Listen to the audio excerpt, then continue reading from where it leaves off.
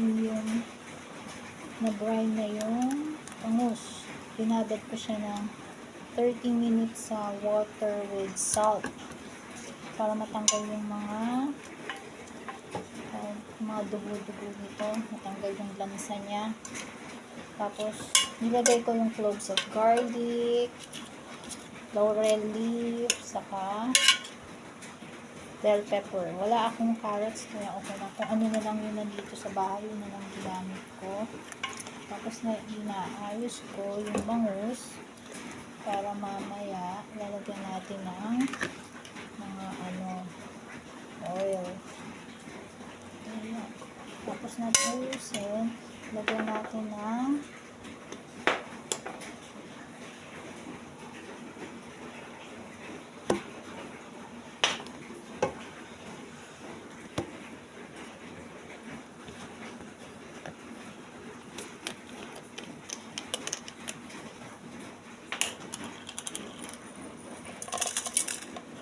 panindang buo.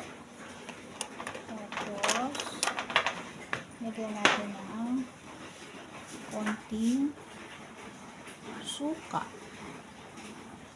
Yung iba hindi na naglalagay ng suka, pero gagayahin ko yung ginawa nila. Simple, nilagay niya ng konting suka. Tapos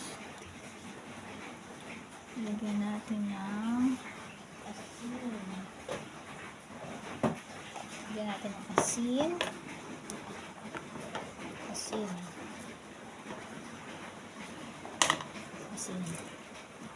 Tansyahin nyo na yung asin. Baka mapaalat.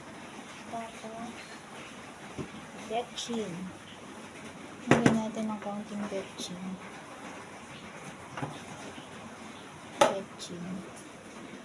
Tapos lagyan din natin ng konting oyster sauce.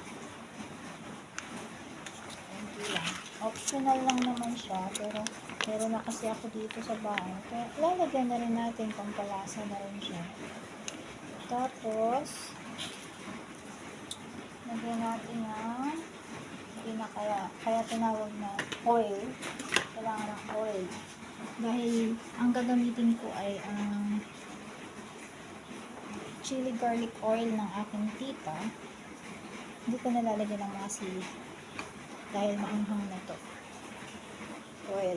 Lagyan natin siya na. Try nyo na lang. Balikan siya.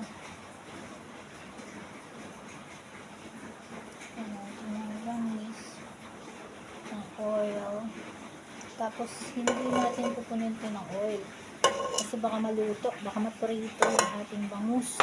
Naging fried bangus.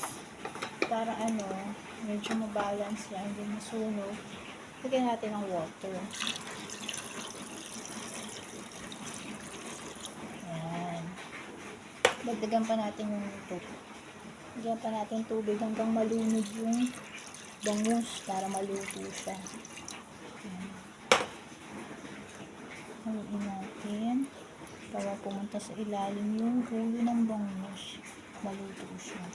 Sasalang natin to sa pressure cooker ng 1 to 10 minutes. Ito yung pressure cooker.